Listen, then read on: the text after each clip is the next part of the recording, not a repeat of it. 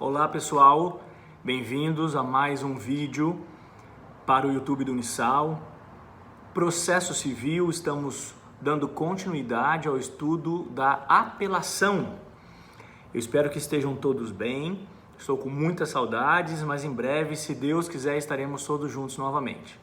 Espero que sejam todos bem.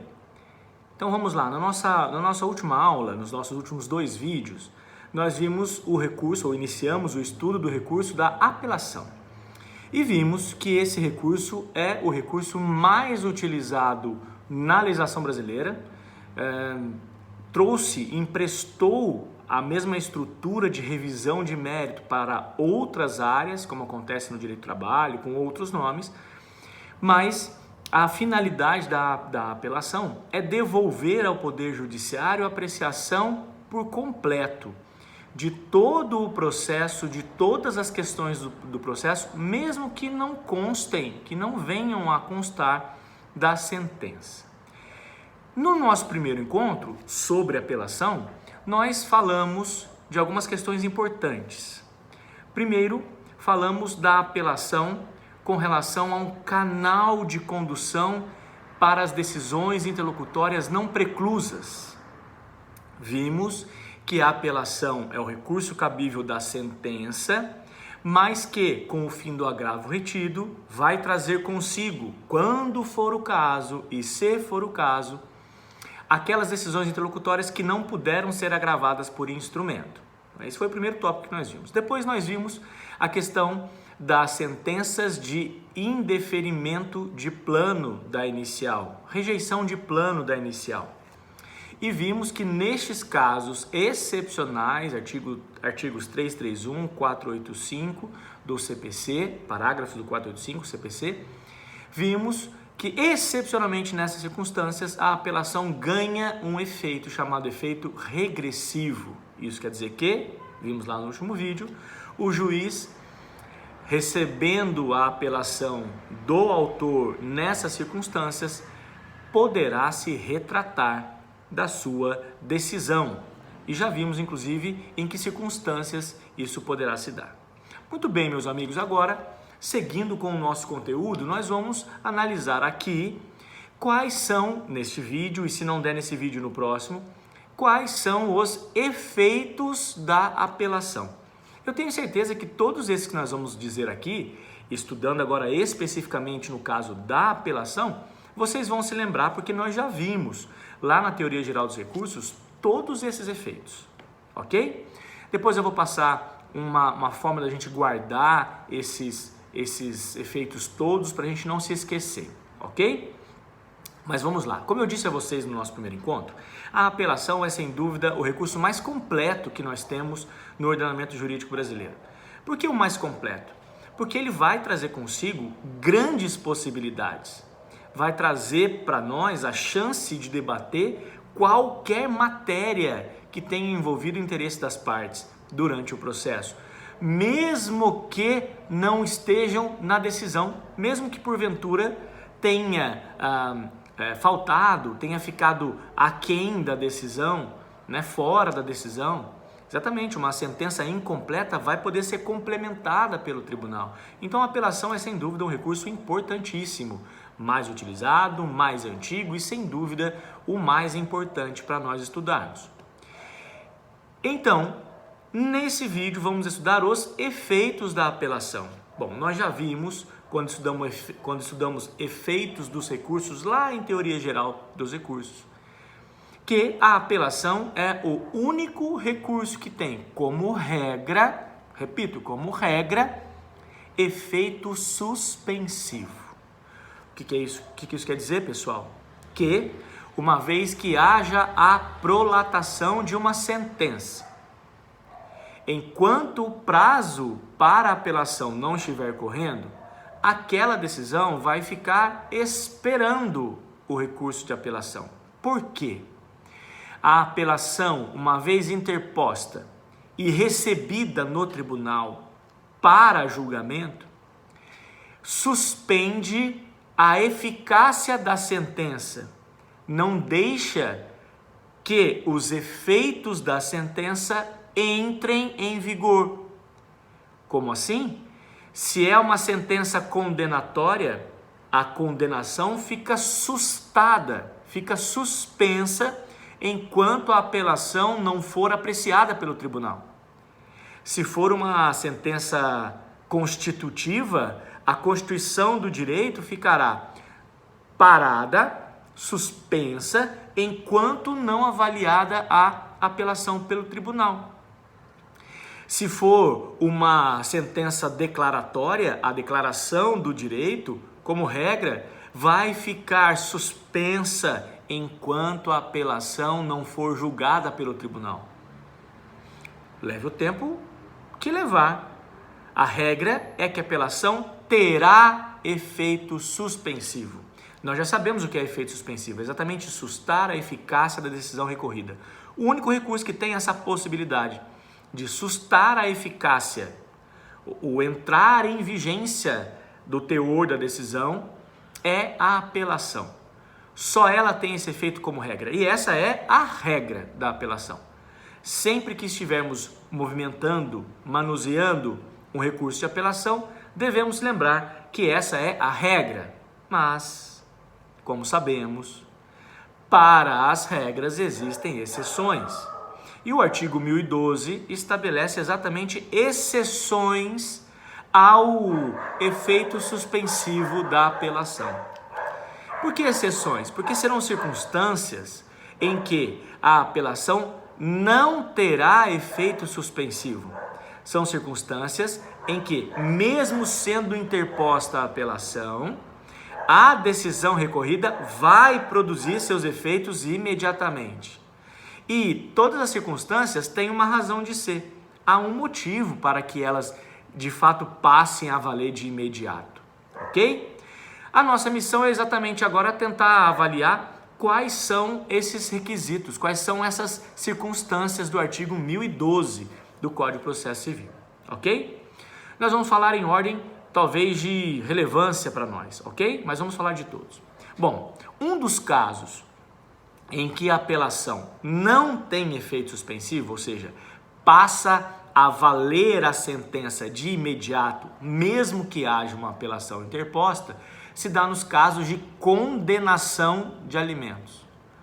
Veja, o texto legislativo deixa claro que não haverá efeito suspensivo quando houver condenação a alimentos. Ou seja, se falarmos, por exemplo, de exoneração, vale a regra do efeito suspensivo.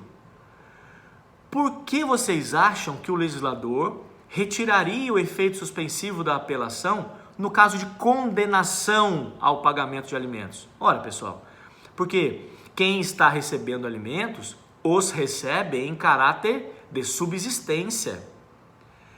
Esses alimentos, como o próprio nome diz, dizem respeito à natureza alimentar das pessoas. E por isso, uma vez condenado a pagar alimentos ao alimentado, o alimentante não teria sustado nenhum efeito da sentença. A sentença ia passar a vigorar imediatamente. E aí, os valores dos alimentos seriam devidos a partir da publicação da sentença, sem efeito suspensivo. Então, no caso de condenação a alimentos, a apelação não consegue impedir os efeitos dessa condenação. O alimentante passará a pagar ou terá a obrigação de pagar alimentos imediatamente, mesmo que venha a interpor a apelação, em razão desse caráter alimentar. Ok? Muito bem. Outra circunstância diz respeito à sentença que decreta a interdição. Pessoal, o procedimento de interdição é um procedimento especial. Ele é bastante característico, sui generis, ele é bem diferente do procedimento comum que nós estamos estudando e através dele se busca analisar a incapacidade e o grau de incapacidade de uma pessoa para os atos da sua vida civil. Ora, se uma sentença chega a decretar a interdição de alguém, é porque essa pessoa, já está comprovado nos autos, não tem a capacidade plena, e aí o grau dessa incapacidade é que vai definir o grau, a amplitude dessa interdição, mas Se há uma sentença delimitando, restringindo os atos da vida civil, certamente isso se dá porque é necessário. Há, com certeza, em todo procedimento de interdição, um laudo técnico que vai analisar no aspecto médico, clínico, psicológico, esses graus de incapacidade e vão delimitar, vão, entre aspas, conduzir o raciocínio do magistrado para a decretação da interdição. Então, se há decretação da interdição é porque é algo sério, é porque é algo necessário. Então, se é algo tão profundamente necessário, tirar da vida de um cidadão a sua capacidade plena, é porque essa decisão não pode ser sustada por um recurso. Se fosse ao contrário, a interdição permitiria desde imediato uma revisão por parte do interditando. E aí aquela incapacidade dele que já foi reconhecida ficaria esperando o reconhecimento do tribunal. Isso não faria o menor sentido, ok? Uma outra circunstância em que a apelação não terá efeito suspensivo diz respeito ao reconhecimento de convenção de arbitragem. Pessoal, a cláusula arbitral ou convenção de cláusula de arbitragem diz respeito a uma norma contratual estabelecida entre as partes em um contrato, em um negócio jurídico. Esse desejo das partes será respeitado, princípio da autonomia das partes lá no direito privado. Então, em razão dessa celebração interna das partes com relação a desejarem resolver os seus problemas, as suas demandas, os seus conflitos fora do Poder Judiciário, precisa ser respeitado. Então, se as partes, sem nenhum tipo de vício de consentimento, planejarem, instituírem, programarem uma convenção de arbitragem, elas estão selecionando a via da arbitragem como a forma de solução dos seus conflitos e não o Poder Judiciário. Então, uma vez que um juiz acata a vigência dessa cláusula contratual, que estipulou a arbitragem como sendo a responsável pela solução do conflito, então que a arbitragem resolva. O Poder Judiciário não terá mais a, entre aspas, ingerência, a atribuição para resolver aquela lide. Aliás, lide não podemos dizer, né? Aquele conflito, ok? Então isso será resolvido lá no âmbito da arbitragem, fora do âmbito judicial. Então, se o juiz reconhece isso, ele acaba afastando do Poder Judiciário o reconhecimento, a possibilidade de atuação. Ora, se há para as partes a intenção de resolver esses conflitos de maneira fora, extrajudicial, no âmbito da arbitragem, então que assim o façam. Se houver uma sentença que reconheça essa convenção de arbitragem e por isso afaste do Poder Judiciário a possibilidade de apreciação, de verificação de alguma lesão de direito, óbvio que essa decisão vai ser eficaz desde já. Ela não vai ter nenhuma sustação. Como regra, a apelação deveria suspender essa decisão, mas essa é uma das exceções do artigo 1012. Além disso, nós temos também a questão do efeito suspensivo lá nos embargos à execução. Bom, nós temos no processo civil o que nós chamamos de processo dialético ou processo dúplice. Nós temos basicamente duas estruturas de processo.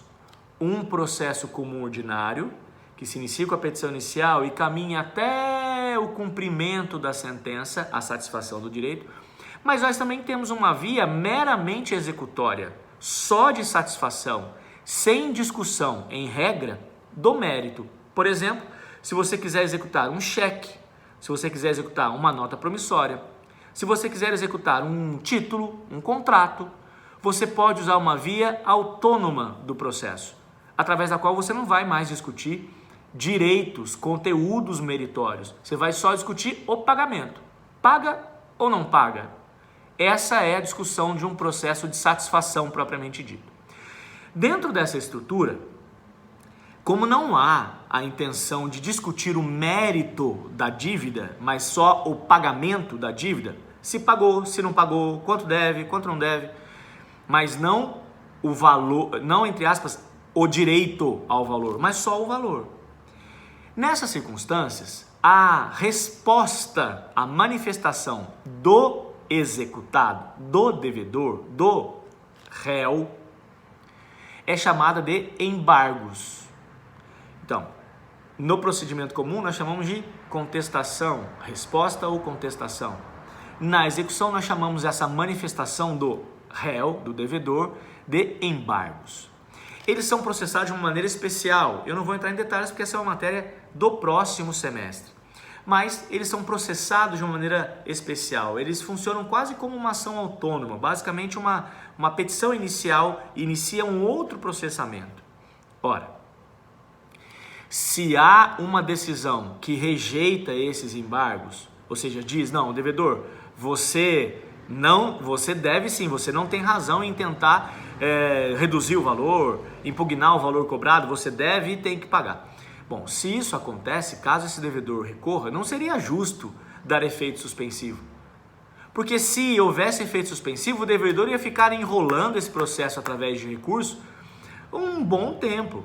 A ideia do legislador foi dar efetividade para essas questões porque já estão no âmbito da satisfação, não estão mais no âmbito da revisão de mérito, estão no âmbito de discutir o quantum, não se devem, mas quantum devem, ok?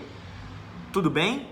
Então, pessoal, essas são basicamente as principais disposições com relação à não incidência do efeito suspensivo. Volto a dizer, o efeito suspensivo é a regra na apelação. A apelação, então, susta a eficácia da decisão recorrida. Uma vez interposta a apelação, não haverá efeitos da decisão. A condenação, a declaração, a constituição de direito ficarão impedidas pela própria apelação e só poderão entrar em vigor, só poderão ser efetivadas quando a apelação for julgada pelo tribunal. Depois que o tribunal responder ao recurso de apelação, aí sim os seus efeitos vão poder se tornar vigentes. Fora isso, não haverá a possibilidade de efeitos. Essa é a regra. E qual é a exceção? O artigo 1012, que estabelece para nós as circunstâncias. Acho que faltou uma. Na questão de divisão e demarcação de terras. Faltou essa. Que também é uma das exceções a essa regra do efeito suspensivo. Ou seja, efeito suspensivo, regra, a apelação tem, os outros não terão. Lembram disso? Já falamos sobre isso. Bom, essa é a regra da apelação. Além desses 4 casos que eu acabei de mencionar, em que a apelação não terá efeito suspensivo, ou seja, em que a sentença vai entrar em vigor de imediato após a publicação, nós temos mais um caso. Caso de divisão e demarcação de terras. Vocês devem se lembrar, quando nós fizemos uma retomada de coisa julgada, eu fiz um desenho no quadro para falarmos da questão do limite objetivo da coisa julgada, lembram? E lembra aqueles terrenos todos divididos? A gente brincou que era um terreno rural em Cunha, Sertão dos Marianos. Vocês devem se lembrar desse desenho no quadro. Alguns devem até ter nas suas anotações. Pois bem, imaginem, por exemplo, uma briga entre aqueles vizinhos tentando colocar cerca mais para lá, cerca mais para cá, cerca mais para lá, cerca mais para cá. Bom, e vocês sabem que conflitos agrários e conflitos por terra não têm bons resultados. Na maioria dos casos, essas circunstâncias acabam gerando prejuízos não só materiais, né? Nós temos questões delicadíssimas com relação a conflitos agrários, não só por conta de movimentos sociais e entre aspas, da busca pelo poderio econômico, enfim, da manutenção das suas propriedades, não é essa a discussão, enfim. O que importa é que essa decisão é uma decisão de pacificação. A decisão, a sentença que vai lá e diz, a sua cerca tem que ficar aqui. Na mensuração, na forma de metragem apurada pelo GPS, os limites das suas propriedades se dá aqui. E os dois devem respeitar esse limite que foi estabelecido na sentença. Bom, se a ideia dessa sentença, nessas questões de divisão ou demarcação de terras, é pacificar esse conflito por conta dessa experiência negativa, é óbvio que nesses casos também a apelação não vai suspender essa decisão, que estipulou qual é a divisão ou qual é a demarcação das terras. Os sujeitos, as partes que estão adstritas a essa sentença vão ter que obedecê-la desde a publicação, de imediato. Mesmo que uma delas venha apelar dizendo, não, mas não é isso, essa agrimensura está errada, essa perícia está equivocada, eu trouxe aqui um argumento, uma medição e tal, eu quero levar para o tribunal. Ok, o tribunal vai verificar, vai julgar, mas enquanto julga, aquela é a demarcação. Lá ficará a cerca, lá ficará o limite estabelecido pela sentença, desde já. Então, nestes casos, a apelação não terá efeito suspensivo. São 5 hipóteses trazidas no artigo 1012 e nós acabamos de falar de todas elas. Eu fui bastante ingênuo porque eu imaginei que em um vídeo de 20 minutos conseguiríamos falar de todos os efeitos. Não tem problema. Paramos então no primeiro efeito. Primeiro efeito da apelação, efeito suspensivo. Pessoal, então, no próximo vídeo nós daremos continuidade a esse estudo dos efeitos e falaremos do efeito devolutivo e dos outros efeitos da apelação, ok? Espero que tenha ficado claro. Um grande abraço, até daqui a pouco, hein?